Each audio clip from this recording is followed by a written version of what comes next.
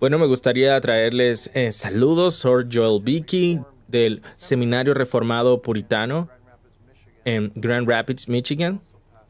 Y también soy pastor de la Congregación Herencia Reformada en Grand Rapids, Michigan. Y les traigo saludos de parte de ellos a ustedes también.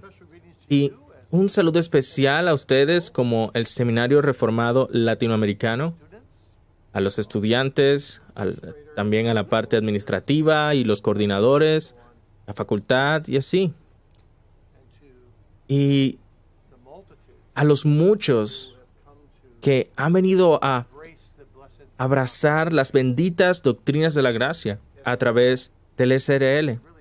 Realmente aprecio el SRL, aprecio al doctor Noé Acosta y mi relación con él, y aprecio la fidelidad de lo que ha sido el traer esta reforma a las iglesias de Latinoamérica en el siglo XX y XXI.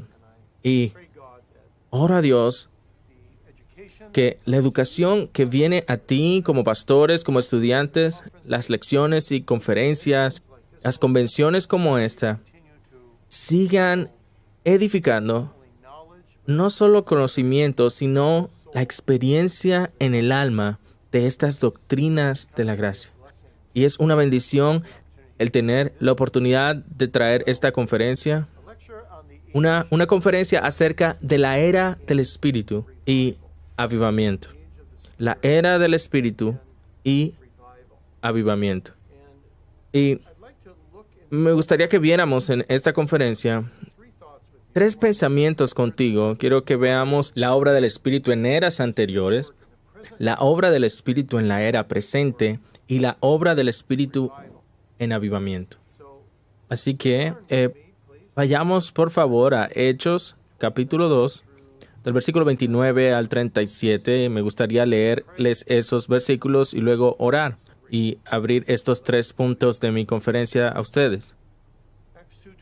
Hechos 2:29, escucha lo que dice la palabra de Dios. Varones y hermanos, esto es del sermón que Pedro da en Pentecostés. Se os puede decir libremente del patriarca David que murió y fue sepultado, y su sepulcro está con nosotros hasta el día de hoy. Pero siendo profeta y sabiendo que con juramento Dios le había jurado que de su descendencia, en cuanto a la carne, levantaría al Cristo para que sentase en su trono, viéndolo antes, habló de la resurrección de Cristo, que su alma no fue dejada en el Hades, ni su carne vio corrupción. A este Jesús resucitó Dios, de lo cual todos nosotros somos testigos. Así que, exaltado por la diestra de Dios, y habiendo recibido del Padre la promesa del Espíritu Santo, ha derramado esto que vosotros veis y oís. Porque David no subió a los cielos, pero él mismo dice, dijo el Señor a mi Señor, siéntate a mi diestra, hasta que ponga a tus enemigos por estrado de tus pies. Sepa pues ciertísimamente toda la casa de Israel, que a este Jesús, a quien vosotros crucificasteis, Dios le ha hecho Señor y Cristo. Al oír esto, se compungieron de corazón y dijeron a Pedro y a los otros apóstoles, varones hermanos, ¿qué haremos? Así hemos leído la palabra de Dios. Oremos juntos.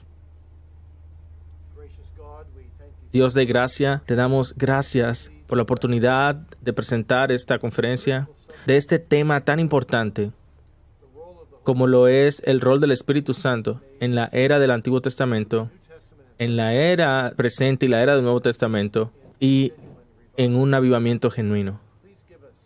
Por favor, danos claridad en la predicación y claridad en escuchar y aprender, y lleguemos a atesorar más ricamente de lo que lo hacemos el increíble, tierno, poderoso, eficaz y siempre bendecido ministerio del Espíritu Santo. Así que te pedimos que estés con nosotros y nos bendigas en todas formas, en nuestras almas, nuestras mentes. Aliméntanos con las buenas cosas tuyas, en el nombre de Jesús. Amén. Muy bien.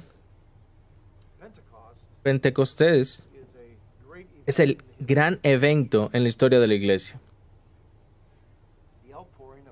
El derramamiento del Espíritu Santo.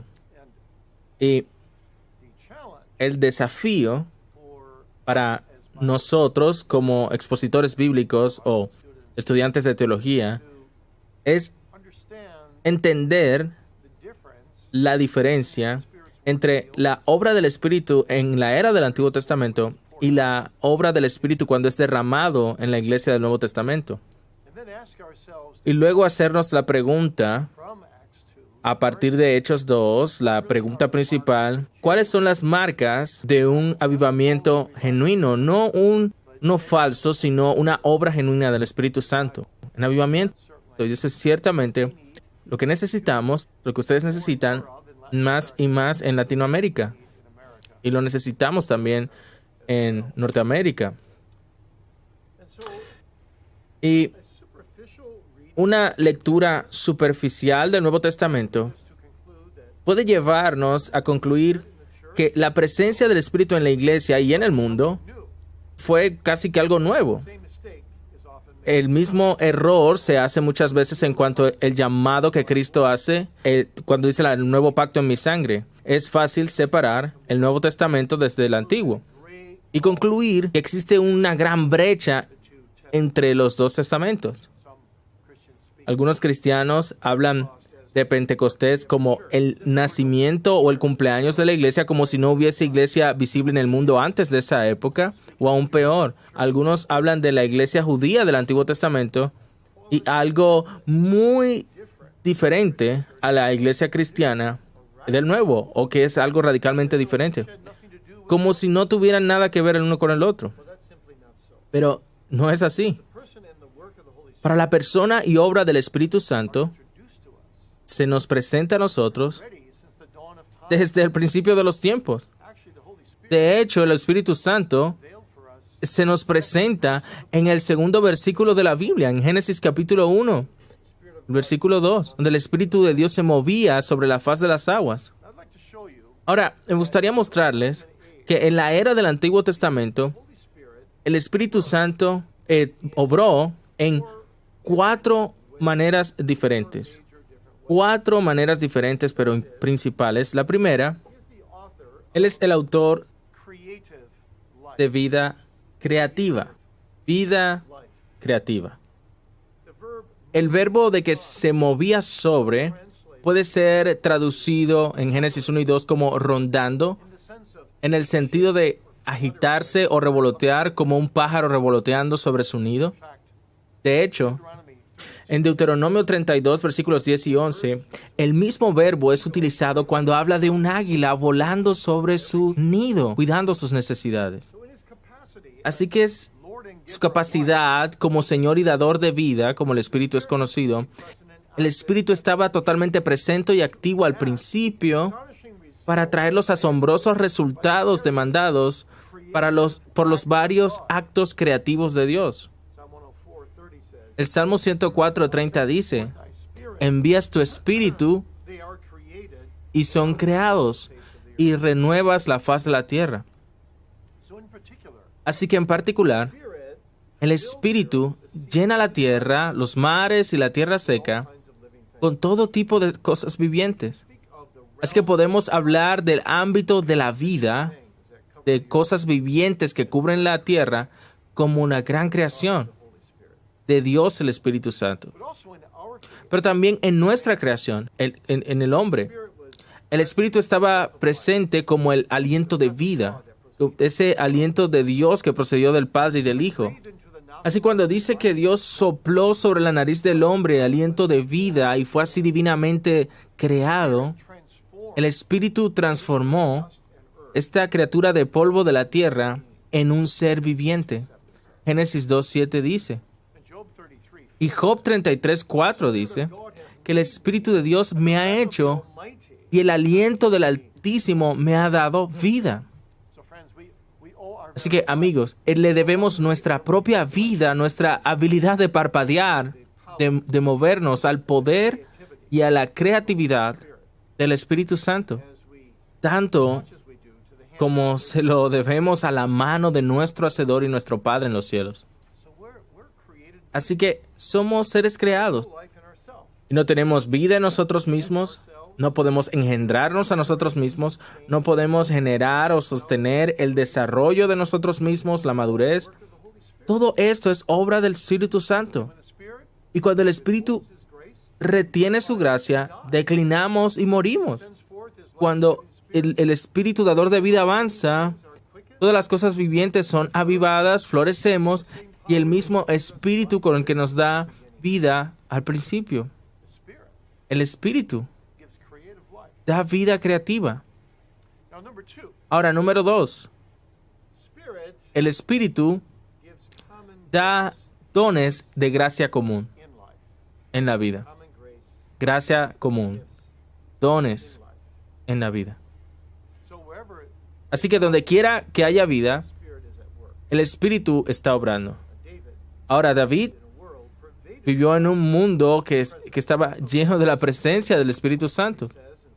Porque él dice en el Salmo 139, versículo 7, ¿a dónde me iré de tu espíritu y a dónde huiré de tu presencia? Pero verás, el Espíritu es más que poder. Como una persona, él posee la inteligencia y la sabiduría de Dios. Como la fuente de todos los deseos santos, todos los buenos consejos y todas las obras justas, como nuestros primeros padres dijeron, él obra en las mentes y los corazones de los seres humanos en todas partes. Todas las percepciones válidas en la naturaleza de las cosas, filosóficas o científicas, todas las habilidades, ya sean manuales, mecánicas o creativas, todos los descubrimientos, inventos u obras de artes y todo lo que bendice la vida de la humanidad, revela la presencia y la obra del Espíritu Santo a través de la historia. El Espíritu distribuye dones de gobierno o dones manuales que se extienden más allá de la capacidad natural del hombre. Considera los dones extraordinarios de liderazgo que fueron impartidos a José, el cual Faraón reconoció como algo que venía del Espíritu. También en Daniel, los reyes de Babilonia reconocían que eso venía del Espíritu. Y considere Éxodo 31, versículos 3 al 5, lo cual nos dice que el Espíritu de Dios llenó en sabiduría e inteligencia a Bezalel para que hiciera todo tipo de arte, para inventar diseños.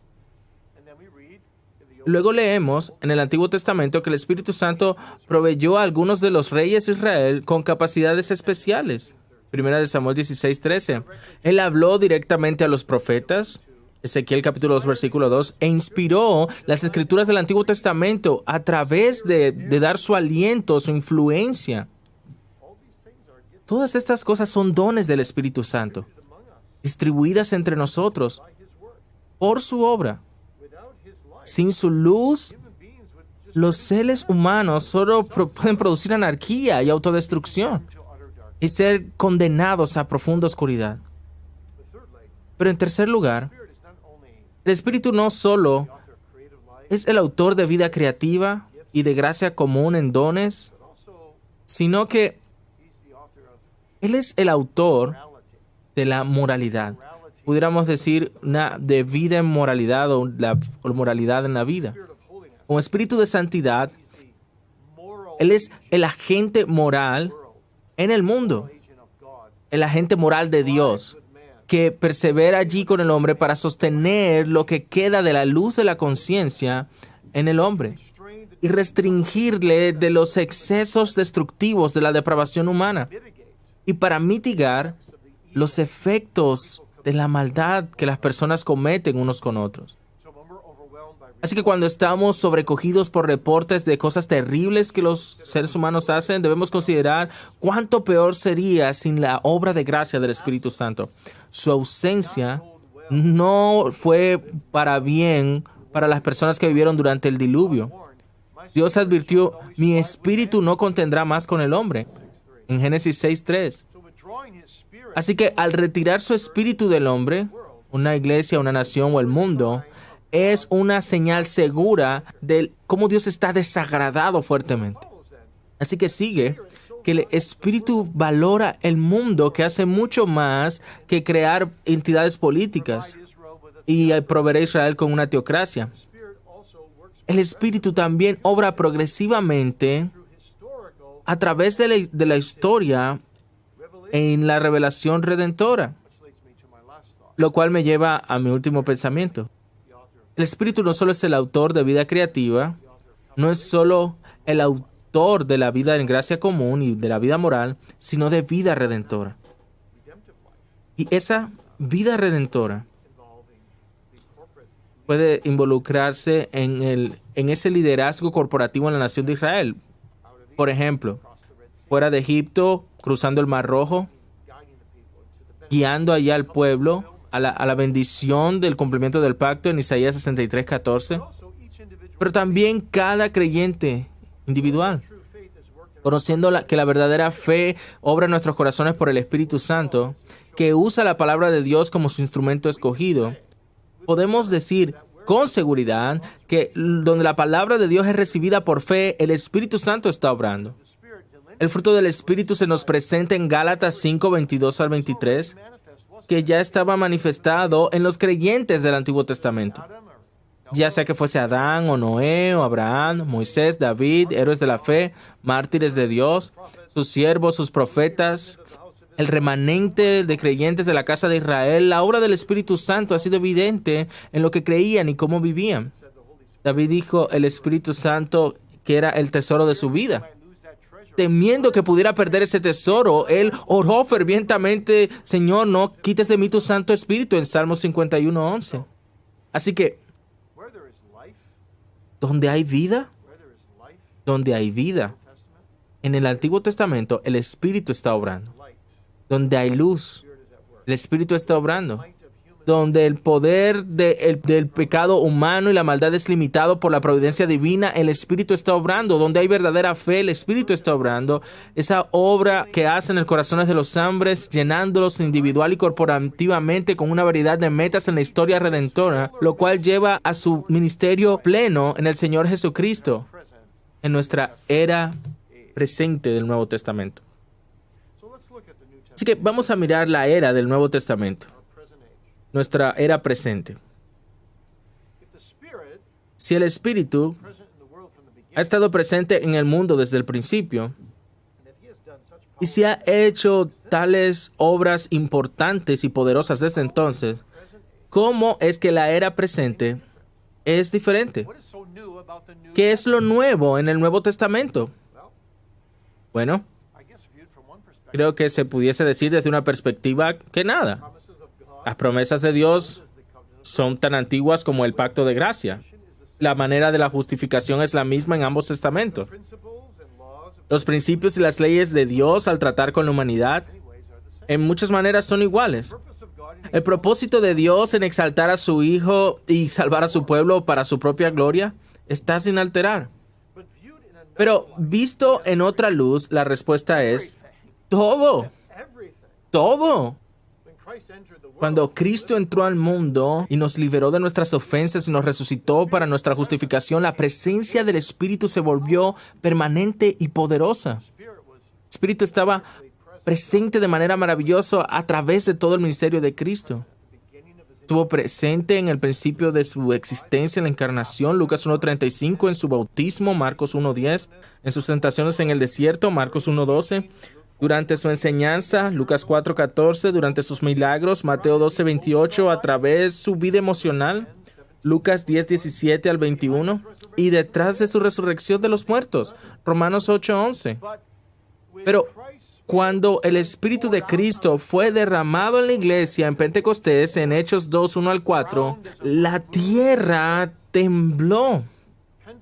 En Pentecostés, dice Sinclair Ferguson, marca públicamente la transición entre el antiguo y el nuevo pacto. Es la entrada de los últimos días. Inaugura la nueva era en la cual la vida escatológica del futuro invade el presente siglo malo. Eso es desde un punto de vista del Nuevo Testamento.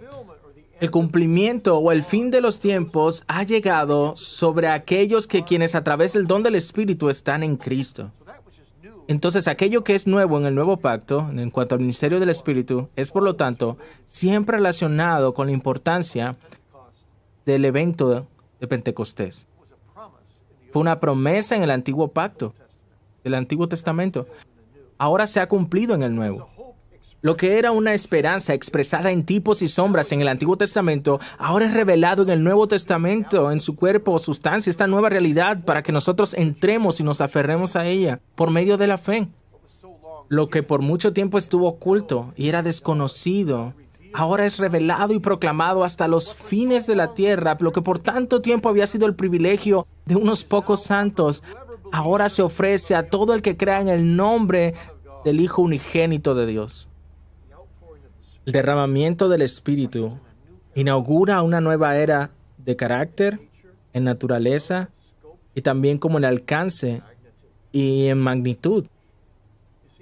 Verás, en esta nueva era, el Espíritu extiende su pacto hasta lo último de la tierra y continúa haciendo todas estas grandes obras, pero ahora en maneras más profundas, en una escala mayor. Como el Espíritu de Cristo, Él afecta a muchas más personas con un enfoque más definido sobre sí mismo. Sobre Jesús, quiero decir. Las lluvias ligeras del Espíritu pre-Pentecostés son transformadas en las lluvias fuertes del Espíritu post-Pentecostés, trayendo la conversión de millones a través de los siglos por todo el mundo. Verás, ahora Satanás está encadenado. Así que, habiendo sostenido la vida corporal del hombre por tanto tiempo, el Espíritu ahora obra más abundantemente en el interior de los corazones humanos que estaban muertos en delitos y pecados. Su primera obra en esta era del Evangelio es traer a vida las almas de los elegidos y preparar el suelo de sus corazones para recibir la buena semilla de la palabra de Cristo. Así que pudiéramos decirlo de esta manera. El Espíritu que por muchas eras obró en el hombre para restringir el pecado y la maldad humana, ahora bombardea las conciencias de los hombres con poder de convicción, aplastando la resistencia al Evangelio, mandando a volar las mentiras y errores del diablo, venciendo las ciudadelas de incredulidad y proveyendo un camino para que el Evangelio haga su obra, que es el poder de Dios para salvación en todo aquel que cree. ¡Qué obra maravillosa es esta! Alrededor del mundo, este Espíritu que obra, hace esta obra maravillosa en los elegidos, uniéndolos a Cristo y obrando dentro de ellos en este orden de la salvación. Y qué gran obra esta es. ¿Sabes? A.W. Pink tiene un libro sobre la obra del Espíritu Santo. Y estos son los títulos de sus capítulos. Escuchen. El Espíritu regenera, el Espíritu aviva, el Espíritu ilumina, el Espíritu convence, el Espíritu consuela, el Espíritu atrae, el Espíritu obra, fe, el Espíritu nos une a Cristo, el Espíritu habita, el Espíritu enseña, limpia, el Espíritu dirige, el Espíritu asegura, testifica, el Espíritu sella, el Espíritu asiste, el Espíritu intercede, transforma, preserva, confirma, fructifica y da dones. Son 20 diferentes tareas. El Espíritu obra en el elegido cuando los salva. Y esta es una obra multifacética, la obra de salvación. Y el Espíritu, verás, toma ahora especial cuidado en distribuir dones, los dones de Cristo, entre todos los verdaderos miembros de su cuerpo, la iglesia. Y parte de esa gran obra de derramamiento es que Él provee a la iglesia de ministros, ancianos y diáconos. Y Él les empodera con los medios de gracia para que equipen al pueblo de Dios a que se ministren unos a otros y a las necesidades de este mundo quebrantado en el nombre de Cristo. Él bendice el testimonio de la iglesia, extiende la misión de la iglesia en cada parte del mundo. Así que, por largo tiempo el Espíritu obró de maneras ocultas entre algunos escogidos, pero ahora, Él demuestra abiertamente su poder, obrando poderosamente en las vidas de muchos, ayudando a la iglesia a crecer el reino en fe y amor y santidad, y un día llenará la tierra, y hace todo esto en el nombre de Cristo para su gloria. Así el Espíritu inspira gozo y paz y justicia y el testimonio del amor de Dios en nuestros corazones.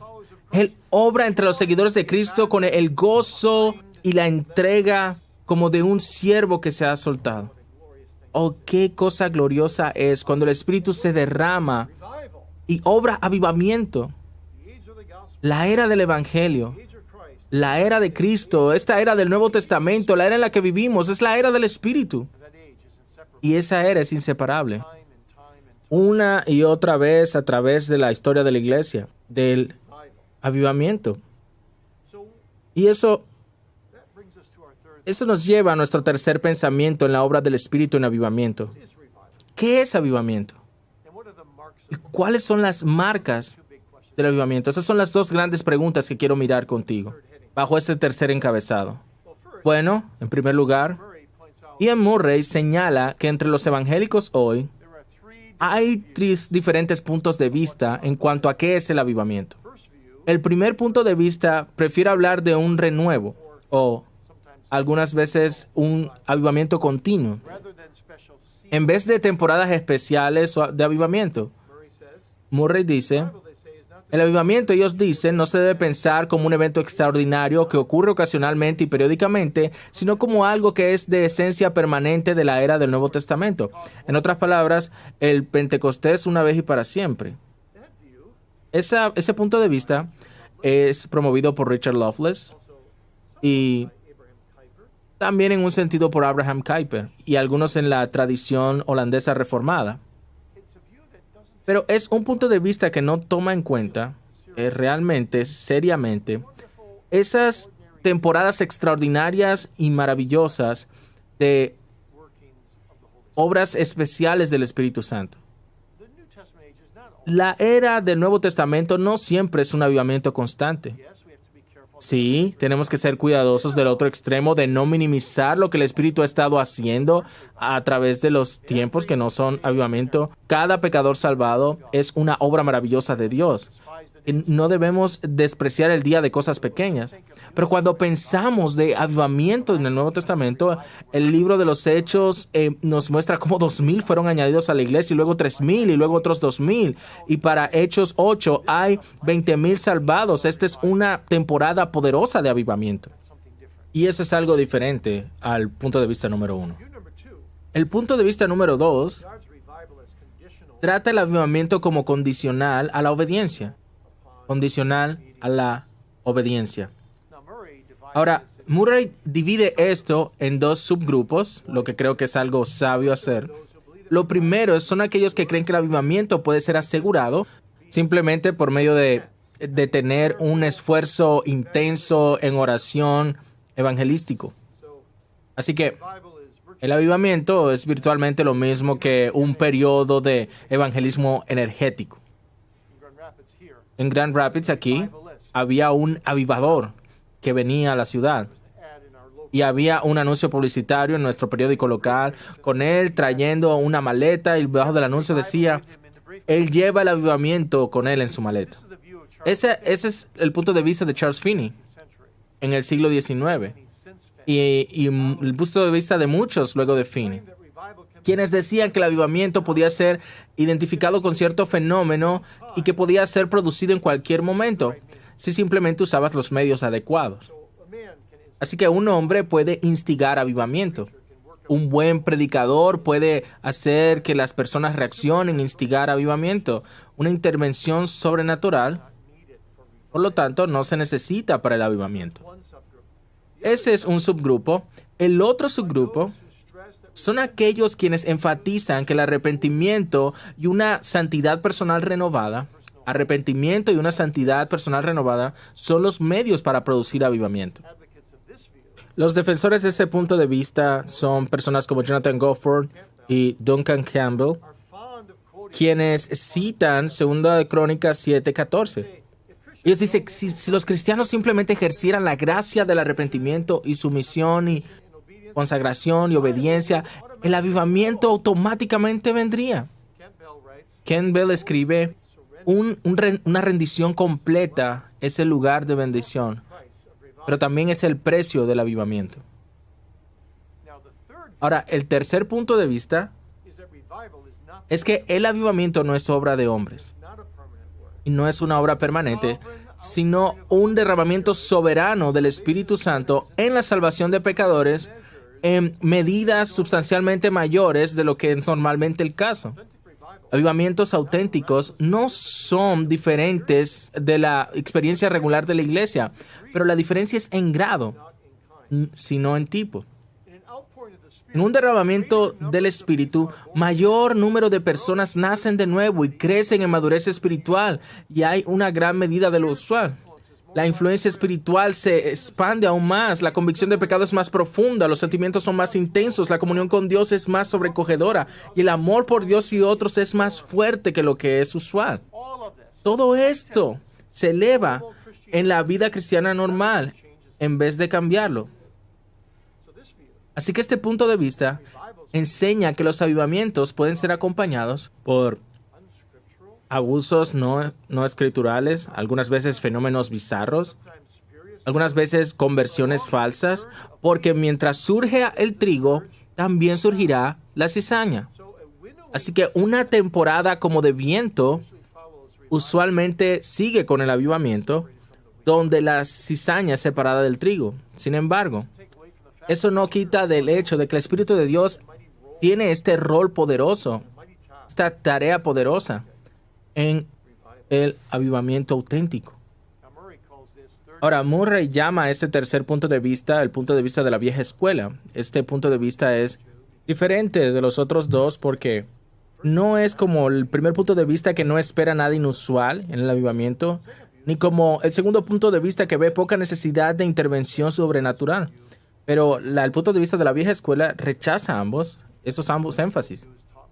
El punto de vista de la vieja escuela es enseñado por John Owen, Jonathan Edwards, Samuel Davis, o el Dr. Lloyd Jones, J.I. Packer, Ian Murray y muchos otros teólogos reformados sanos hasta este día. Ahora, ¿cuáles son algunas de las marcas importantes de un avivamiento? De acuerdo a Hechos 2, utilizando Pentecostés como modelo. Eso es lo último que quiero mirar contigo. Y quiero verlo. Vamos a ver 6 o 7 marcas de un avivamiento genuino. En primer lugar, un avivamiento genuino siempre es una obra soberana del Espíritu Santo. Su existencia, su momento, su profundidad, sus números, todos son determinados por Dios. Los avivamientos son señalados divinamente. Ellos ocurren en el tiempo que Dios elige. Al final de Hechos 2 leemos esa declaración asombrosa que el Señor añadía a la iglesia cada día a los que habrían de ser salvos. En Hechos 13:48 leemos que creyeron todos aquellos que habían sido ordenados a vida eterna. Así que el avivamiento auténtico nunca puede ser planeado o manufacturado por el hombre. El avivamiento no es el resultado de ciertos procesos en la historia, porque luego son manipulados por el celo humano para producir los resultados deseados. El avivamiento es cuando los cielos vienen, es una intervención divina entre los asuntos de los hombres. El avivamiento auténtico es traído por el mismas influencias soberanas misteriosas del Espíritu Santo que le pertenecen a esas obras sobrenaturales del Nuevo Testamento. ¿Cómo explicas que 3,000 personas se hayan convertido en Jerusalén en el día de Pentecostés y no en Atenas o en Roma? ¿O por qué un predicador fue usado mayormente en un lugar y no otro? Verás, en avivamientos auténticos, este esparcimiento enorme del Evangelio no sigue por causa de algún plan que haya sido hecho por el hombre. Todos los intentos por querer ponerlo en un tipo de caja fallan. Verás, los avivamientos son independientes de cualquier apoyo humano o de simpatía humana. El viento sopla de donde quiere, Jesús dijo acerca de la verdadera regeneración. Y tú escuchas su sonido, pero no puedes decir ni de dónde viene, ni a dónde va. Eso es verdad también con respecto al avivamiento. Así que el avivamiento genuino es un gran contraste a esas campañas masivas evangelísticas hechas por el hombre. Esos avivamientos, generalmente hablando, son falsos. Muy pocas personas verdaderamente se conviertan. Representa lo que Murray llama avivamientos hechos por el hombre. Porque no dependen de la soberanía del Espíritu, sino en las ideas del hombre, en oraciones psicológicas o la personalidad del avivador, en predicciones de resultados, en predicación emocional y otro tipo de artimañas para hacer que esto sea predecible. Y ese es el primer punto importante.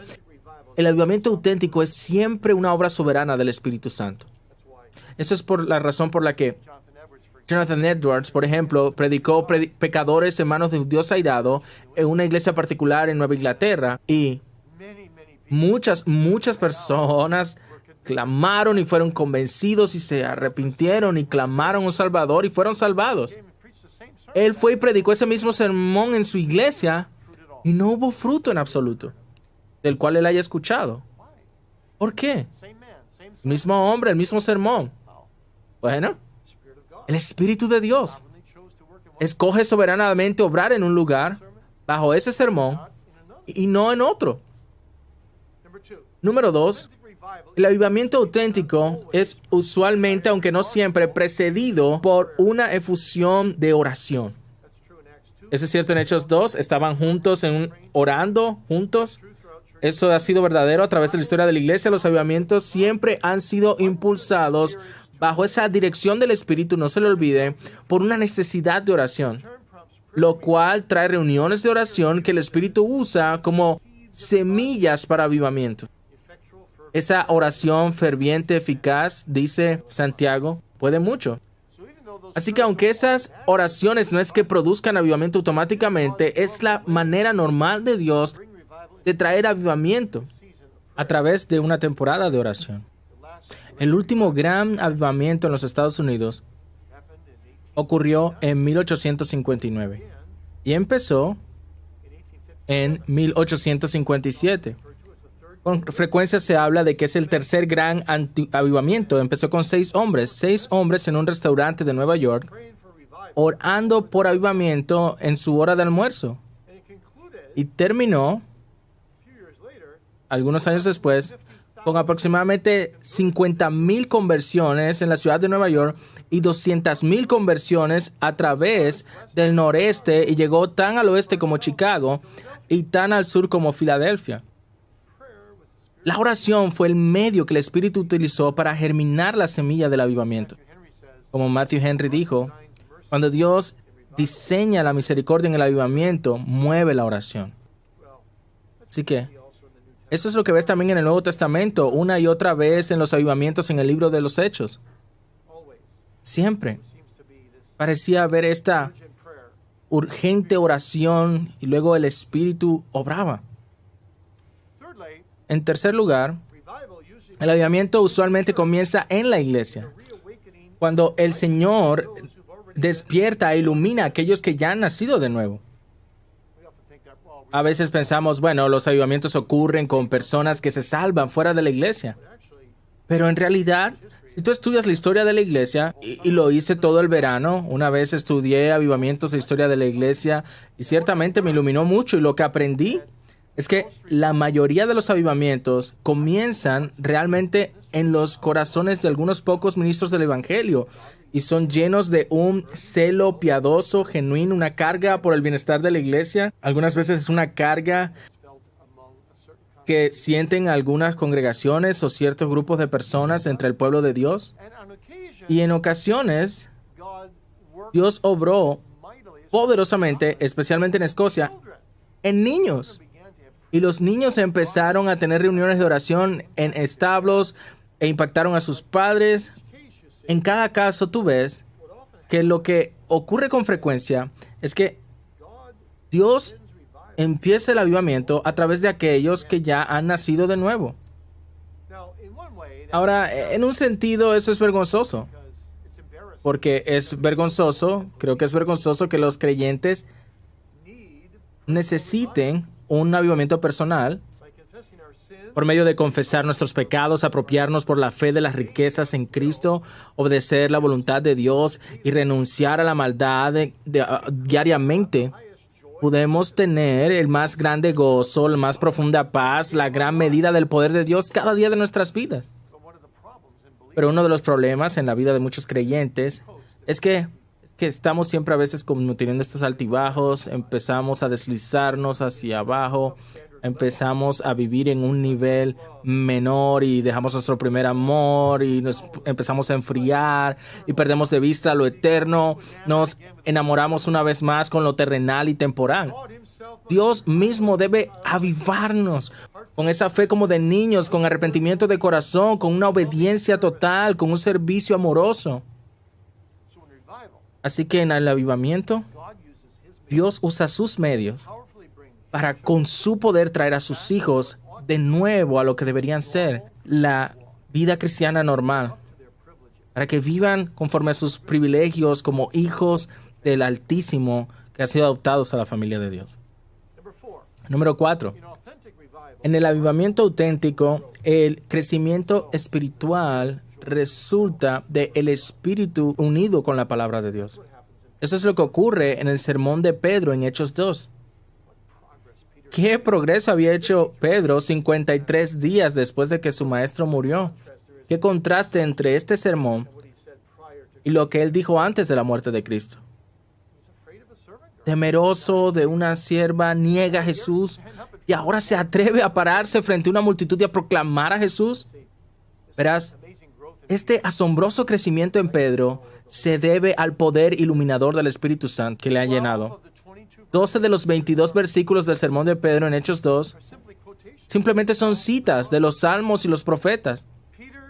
Pedro está usando la palabra y luego está diciendo que lo que estás viendo ahora mientras predico es el Espíritu Santo que fue profetizado en Joel de que vendría sobre toda carne. Y sus hijos y sus hijas tendrán sueños y así. Y eso es lo que está ocurriendo en una verdadera predicación bíblica de ley y evangelio, la palabra de Dios siendo el instrumento, el Espíritu de Dios siendo el poder, y la salvación de Dios se convierte en el resultado y la gloria de Dios se convierte en el propósito. Déjenme decirles una vez más, porque muestra cómo se enlaza la obra del Espíritu y la palabra. En la verdadera predicación, ley y evangelio son la sustancia, la palabra de Dios es el instrumento, el Espíritu de Dios es el poder, la salvación de Dios es el resultado y la gloria de Dios es el propósito. El Espíritu y la palabra juntos en avivamiento. En quinto lugar, ¿notaste cómo fue la predicación de Pedro cristocéntrica? En la predicación de avivamiento es predicar al Señor Jesucristo. Él constantemente está hablando acerca de Jesús en su sermón, acerca de su crucifixión, acerca de su resurrección. No hay otro nombre sino Cristo que puede liberar a los hombres. El Espíritu Santo de Dios es básicamente lo que Pedro está clamando. Te buscamos, abre nuestros ojos, que podamos ver el rostro de Cristo reflejado en toda Escritura. Ayúdanos a verle como en un espejo, aunque ahora oscuramente, pero un día cara a cara. Ayúdanos a ser como Pedro, predicar todo el consejo de Dios enfocados en Jesús. Que Jesús se lleve toda la honra y toda la gloria. Predicación cristocéntrica. Eso es crítico para el avivamiento. Y luego en sexto lugar, la obra del Espíritu en avivamiento es honesta con las almas de los hombres. Tú encuentras dos juntas que se unen cuando el avivamiento es la obra del Espíritu. Bajo la predicación hay un llamado al arrepentimiento y eso va junto con un redescubrimiento de la verdad. Arrepentimiento y verdad. En la historia de la iglesia, cuando encuentras hombres que fueron grandemente usados por Dios, siempre hay este fuerte llamado a arrepentimiento en sus mensajes. Y una presentación que trae convicción de la verdad de Dios en Jesucristo. Eso es lo que Pedro hace. Los llama al arrepentimiento. Metanoia es la palabra griega usada. el poder darle ese giro radical en sus vidas, que incondicionalmente se sometan a Dios, poner tu rostro en dirección hacia Dios en vez de darle la espalda a Dios. Ese tipo de arrepentimiento es a lo que apunta Pedro. Así que Pedro predica con convicción. Él le dice a sus oyentes 2 veces en los versículos 20, ustedes fueron los que crucificaron al Mesías. Él es honesto, él les dice la verdad. Y luego les dice en el versículo 23, aunque él fue entregado por el determinado consejo de Dios, fue tomado por manos de hombres malvados, ustedes lo crucificaron. Y luego versículo 36, por lo tanto, que toda la casa de Israel sepa que a este mismo Jesús que ustedes han crucificado, lo ha hecho Señor y Cristo.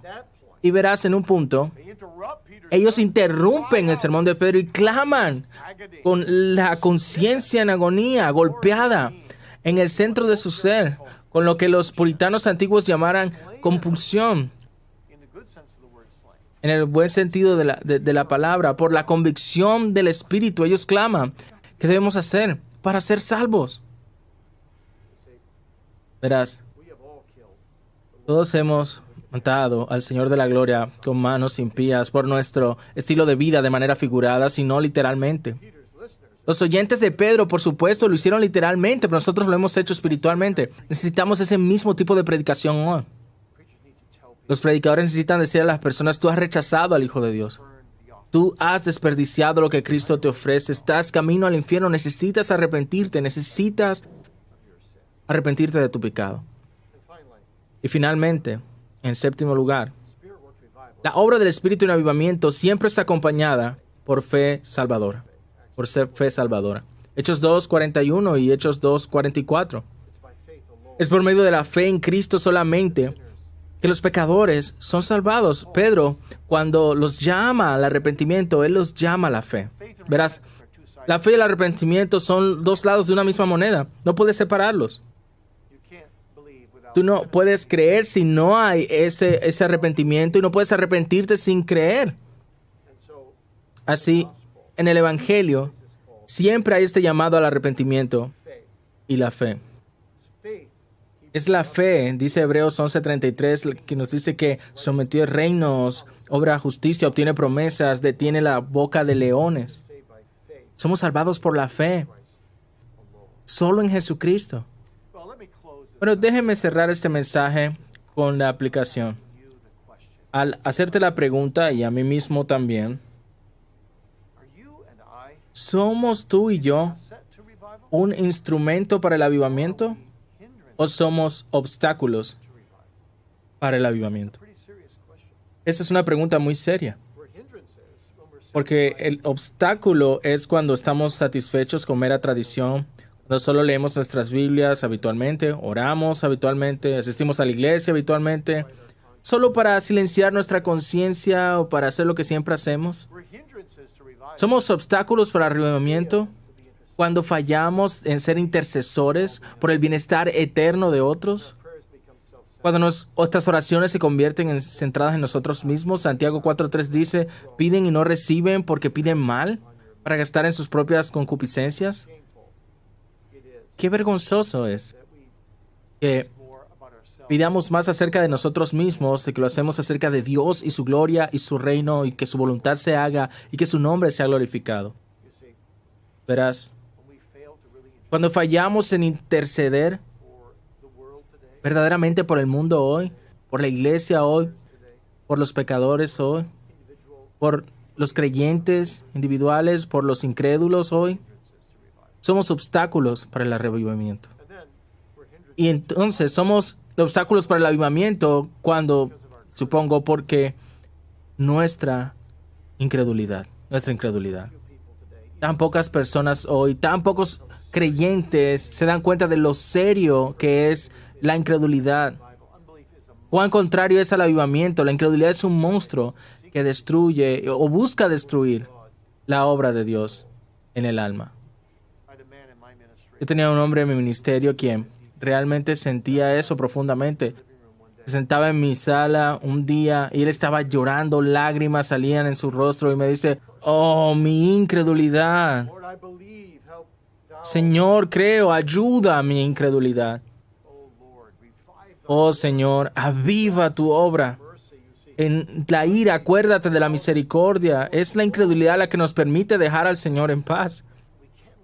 No podemos dejar al Señor en paz. Debemos rogar por misericordia. Tenemos que rogar por salvación. Tenemos que rogar por avivamiento. Oh Señor, avívanos en el medio de los tiempos. Empieza conmigo, Señor. Eso es lo que debemos orar. Déjame ser usado para que empiece el avivamiento con mi iglesia. Empieza con mi familia. Ven, Señor. Abre los cielos y ven.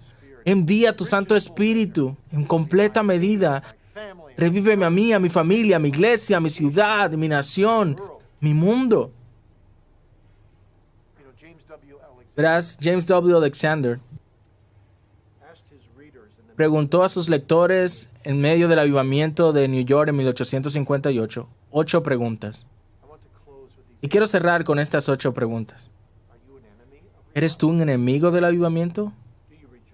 ¿Te regocijas en el avivamiento? ¿Eres tú un sujeto del avivamiento? ¿Oras por avivamiento? ¿Estás ayudando a que venga el avivamiento? ¿Le interesa a tu corazón los frutos del avivamiento? ¿Has buscado honrar a Dios en avivamiento? Y número 8. ¿Será que tu fe y tu vida muestran de que estás viviendo en la era del Espíritu? Una era de avivamiento potencial. Amén. Oremos. Oh, gran Dios del cielo. Oh, Señor, te rogamos. Envía avivamiento. Abre los cielos y desciende. Haz una gran y poderosa obra, Señor. Oh, Dios, glorifica tu nombre. Salva a pecadores. Revive tu iglesia. Oh, Señor, no es tu nombre, tu causa y tu gloria en juego. Señor, eleva tu nombre en mí, en aquellos que han escuchado esta conferencia, en sus iglesias, en nuestras familias, en nuestras naciones. Señor, a través del mundo, por tu gloria, empieza con nosotros. Avívanos, déjanos ser usados. Oh, abre las ventanas de los cielos y desciende con bendiciones de avivamiento, te oramos. En el nombre de Jesús. Amén.